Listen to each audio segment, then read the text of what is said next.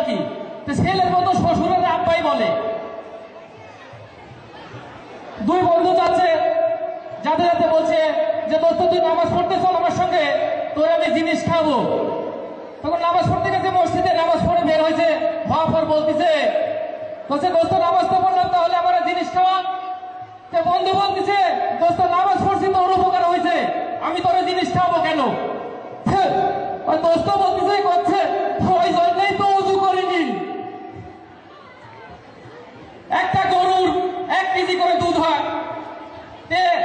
এক সপ্তাহে 7 দিনে কয় কেজি দুধ হবে প্রিয় দর্শক?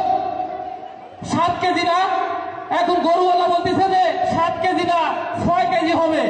করছে কেন? করছে শুক্রবার যে ছুটি, শুক্রবার যে ছুটি। প্রিয় দর্শক, গরুর কোনোদিন ছুটি থাকে? দুই বন্ধু যাচ্ছে পদ্মার পাশ দিয়ে, যাতে যাতে পদ্মার মধ্যে পড়ে গেছে। এখন একদম পদ্মার মাঝখানে চলে গেছে, বাঁচার কোনো পথ নাই। তখন বন্ধু বলতেছে হচ্ছে যে আল্লাহ যদি আমাকে বাঁচায় তাহলে আমি 100 লোকের বিরিয়ানি খাওয়াবো। এই কথা বলতেছে, আল্লাহ শুনে তারে কিনারায় ভিড়া দিছে, দেওয়ার পর ও তো পাইছে গেল। এখন বলতেছে প্রিয় দর্শক, হ্যাঁ করছে ও পাইছে গেছে, এখন বলতেছে কিসের বিরিয়ানি, মানে আর খাওয়াবি না, এরকম চিন্তা ভাবনা নিছে। তখন আল্লাহ আর একটা ঢেউ মারিছে, আবার নদীর মাঝখানে চলে গেছে। যা পরে বলতেছে হাও মন্ত্রের কান্তিছে আর বলতেছে করছে আল্লাহ আমি বলছি কিসের বিরিয়ানি, আমি বিরিয়ানি খাবো না, এটা তো বলিনি। আমি বলছি গরু না খাসি, মানে গরুর মাংস না খাসি। আল্লাহ তুমি মনে আমার ভাষা বুঝতে পারো নাই। কে দর্শক, আপনাদের সামনে লাল সবুজের দেশ বাংলাদেশ। কে দর্শক, আমার সামনে যে পোশাকটি দেখতে পাচ্ছেন, আমি জোকস অনুষ্ঠান করি। আমি ইন্ডিয়া থেকে গতকালকে আসছি, শুধু এই অনুষ্ঠানের জন্য আমাকে ইনভাইট করছে। আমি যে পোশাকটি পরে আছি, এই পোশাকটা it is the new making dress of Bangladesh. এটা বাংলাদেশের মধ্যে প্রথম পয়লা বৈশাখের পোশাক তৈরি হয়েছে, যেটা এটা হচ্ছে 1-4 একটা পোশাকের মধ্যে রয়েছে 4টা পোশাক। তো দর্শক, আমি সময় নিব না, জাস্ট 2 মিনিট সময়। এই পোশাকটি একটা জিমন্যাস্টিক আবিষ্কার, যার নাম প্রিয় দর্শক হিডেন অপারেশন। পোশাকটি দেখেন, আমি পরেছি পোশাককে কি বলেন আপনারা? এটা পাঞ্জাবি না প্রিয় দর্শক? এটা একটা পাঞ্জাবি। শুধু পাঞ্জাবি থাকে না, পরিবেশে পরিবর্তন হয়ে যায়। পাঞ্জাবিটা লাল সবুজের দেশ বাংলাদেশ। প্রিয় দর্শক, এটা একটি বাংলাদেশ পতাকা। প্রিয় দর্শক, যদি একটা তালি, এটা একটা বাংলাদেশ পতাকা চলে গেল। এটা এই পাশে ছিল একটি রুমাল, একটা রুমাল পিছনে একটি ছিল, এটাও একটি পোশাকেরই অংশ। প্রিয় দর্শক, এটা একটি পোশাকেরই অংশ। এটা একটা ম্যাজিক, এটাকে ম্যাজিক ম্যাজিক বলতে কিছু নেই। এই খেলাটি তখন প্রথম শিখেছিলাম, বয়স ছিল 70 বছর।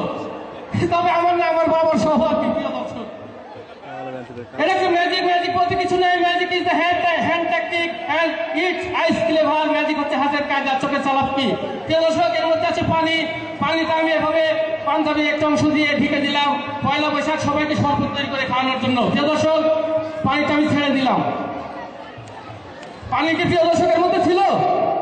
পানি কি ছিল গ্লাসের মধ্যে? যদি থাকে তাহলে একটি শরবত তৈরি হয়ে যাবে। দেখা যাক পানি আছে কিনা। প্রিয় দর্শক, পানি হয়তো বা ছিল।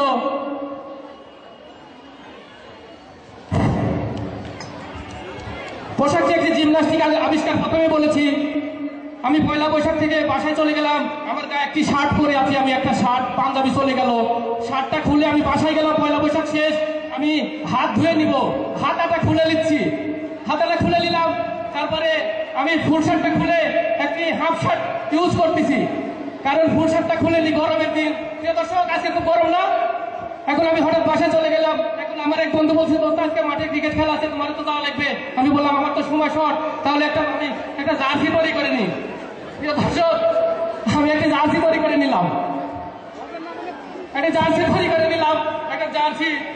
প্রিয় দর্শক, আপনাদের সবাইকে একটা কথা বলে গেছিলাম, সবাইকে আমার সামনে উপবিষ্ট সুপ্রিয় সবার প্রতি রইল এক ফুটন্ত বাগানের অফুটন্ত গোলাপের, লাল গোলাপের রক্তিম শুভেচ্ছা। প্রিয় দর্শক, জার্সিতে তো পকেট থাকে না, তাই পকেটটা আমি ওপেন করে দিলাম।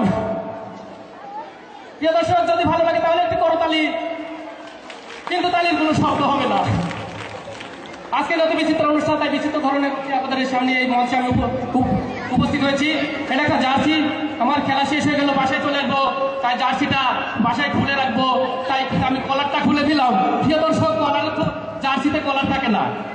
প্রিয় দর্শক, এটা একটা জার্সি, জার্সিটা আমি খুলে নিই, কারণ জার্সিটা খুলে আমি একটু রেস্ট নেওয়ার ব্যবস্থা করি আর কি। প্রিয় দর্শক, সবাইকে ধন্যবাদ। তবে আমি যাওয়ার আগে একটি পরিচয় দিয়ে যাই। আমার পরিচয়, আমাকে হয়তো অনেকে চিনেন, আমি সেই জবস মাস্টার, আপনাদের নাটোরের গর্ব জবস মাস্টার। আমার নামটা আপনারা অনেকে মনে রাখতে পারবেন না, কারণ নামটা অনেক বড়, ডায়েরিতে ছাড়া নাম মনে থাকে না। প্রিয় দর্শক, আমার নাম এস.এম. শরীফুল ইসলাম, সুমন খন্দকার, নয়ন আলী, সেন্টু সরকার, আব্দুল করিম ইনসার, আরিফ শশী, জীবন, ডক্টর রশিদুজ্জামান, মিলন আলী, সুলতান চৌধুরী, বুলবুল আহমদ, ভুট্টো হোসেন, মুজিবুল মিয়া, শহীদুজ্জামান কালন, এম.এল. মাশরাফি উরুফে হিডেন, আর আমার পোশাকের নাম সেই হিডেন অপারেশন। সবাইকে ধন্যবাদ, আবার দেখা হবে।